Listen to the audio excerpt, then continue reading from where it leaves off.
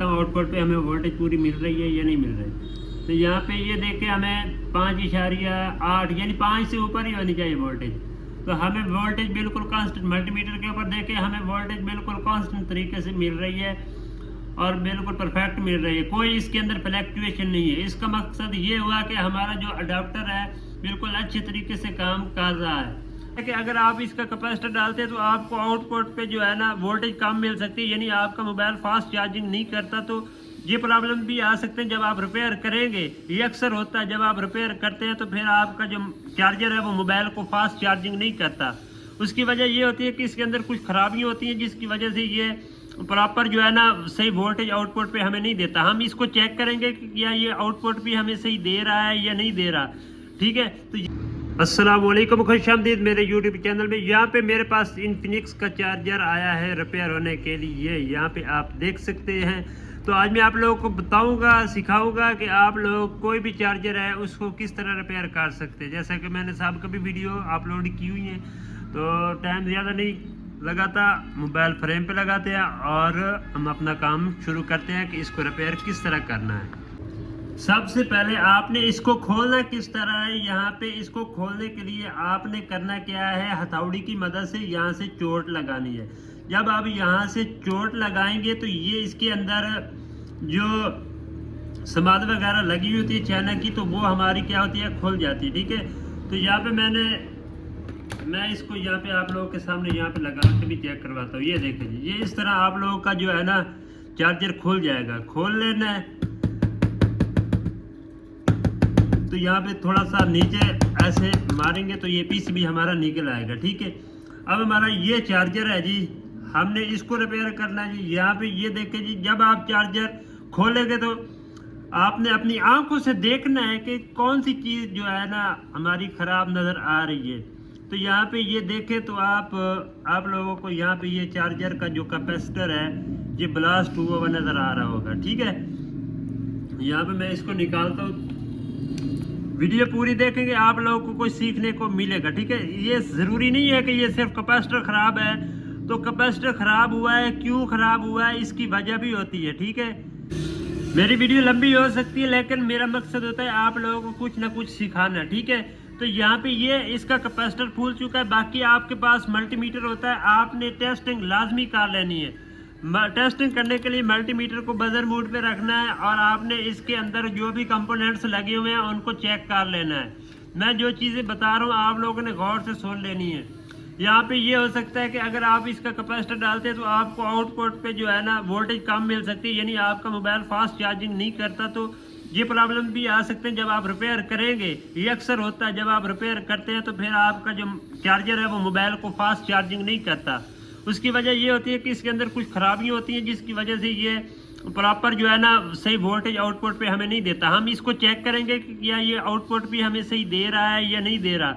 ठीक है, तो यहाँ पे सबसे पहले आपने करना क्या है कि आपने फ्यूज़ को चेक कर लेना। ये फ्यूज़ लगा हुआ है। ठीक है, तो फ्यूज़ को हम चेक करेंगे कंटिन्यूटी मोड पे मल्टीमीटर की। तो यहाँ पे फ्यूज़ हम चेक कर लेते हैं, ये पॉइंट इसके साथ है। ठीक है, तो ये हमारा फ्यूज़ ओके है, 5.2 ओहम का हमारा फ्यूज़ है, ये हमारा ओके हो चुका है। ठीक है, अब कैपेसिटर है ये ख़राब हो चुका है, ये शॉर्टिंग नहीं, ये बिल्कुल ब्लास्ट हो चुका है अपने आप को। ये ब्लास्ट कर चुका है तो ये शॉर्टिंग नहीं दिखाएगा बल्कि ये ख़राब हो चुका है, ओके ही है। ठीक है, तो इसके अंदर भी कोई ख़राबी नहीं है।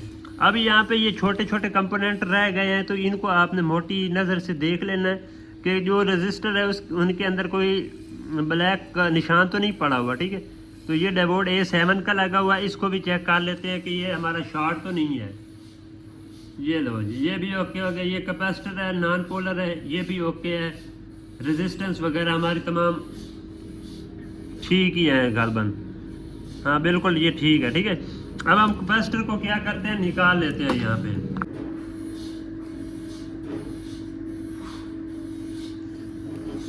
तो यहाँ पे हम इस कैपेसिटर को निकाल लेते हैं थोड़ा कच्चा करके। ठीक है,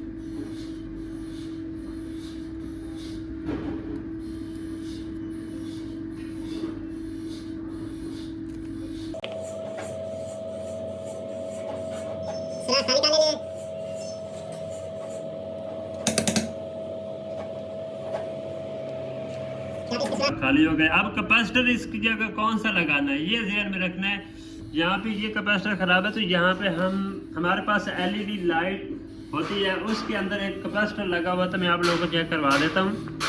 ये देखे, ये एलईडी लाइट जो चिप होती है उसके अंदर ये इस तरह का कैपेसिटर लगा हुआ था। ये कैपेसिटर आप 5.6 माइक्रोफैराड का भी लगा सकते हैं। यहाँ पे मैं इन दोनों को कर देता हूँ कट, और यही कैपेसिटर मैं आप लोगों को लगा के चेक करवाता हूँ और हमारा चार्जर अच्छे तरीके से काम करेगा। ठीक है, अब कैपेसिटर को लगाना किस तरह, यहाँ पे ये देखें नीचे पीसीबी के ऊपर कट बना हुआ है, तो ये कट हमारा नेगेटिव होता है। ठीक है, तो नेगेटिव कैपेसिटर की ये टांग नेगेटिव है, ये निशान बना हुआ है। तो इस कट को इसी कट के ऊपर ऐसे रख के अंदर डाल देना है और कैपेसिटर को लगा देना है। ठीक है, तो यहाँ पे ये कुछ मुझे तंग भी करने वाला, टांगे मैंने काटनी नहीं थी, चलो, लेकिन ये हो जाएगा इस तरह करके, और इसको पीसीबी के अंदर लगा देना है हम लोगों ने। तो यहाँ पे मैं इनको लगा लेता हूँ।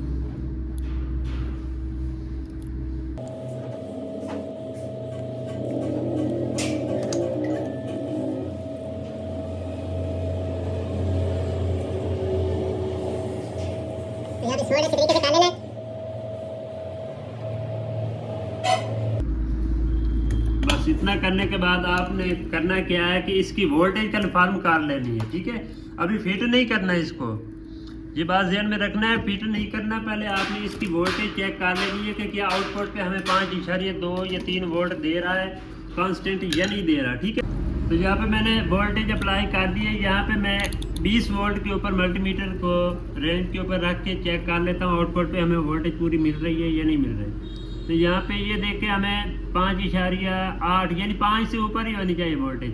तो हमें वोल्टेज बिल्कुल कांस्टेंट, मल्टीमीटर के ऊपर देखे हमें वोल्टेज बिल्कुल कांस्टेंट तरीके से मिल रही है और बिल्कुल परफेक्ट मिल रही है, कोई इसके अंदर फ्लैक्चुएशन नहीं है। इसका मकसद ये हुआ कि हमारा जो अडाप्टर है बिल्कुल अच्छे तरीके से काम कर रहा है। अब मसला इसके अंदर सिर्फ कैपेसिटर था, तो इसके मेन कैपेसिटर के ऊपर भी हम वोल्टेज चेक कर लेते हैं क्योंकि ये हमें कितनी वोल्टेज आउटपुट पे जो है ना रेक्टिफायर के बाद मिल रही है। ठीक है, तो यहाँ पे 313-14 वोल्ट जो है ना हमें कांस्टेंट मिल रही है। तो इसका मकसद ये हुआ कि हमारा जो चार्जर है वो अच्छी तरीके से काम कर रहा है। तो ये छोटी सी वीडियो थी, इन्फॉर्मेटिव वीडियो थी। वीडियो अच्छी लगे लाइक कीजिएगा, कोई सवाल हो कमेंट कीजिएगा। अगली वीडियो मिलते हैं। अल्लाह हाफ़िज़, जज़ाकल्लाह खैर।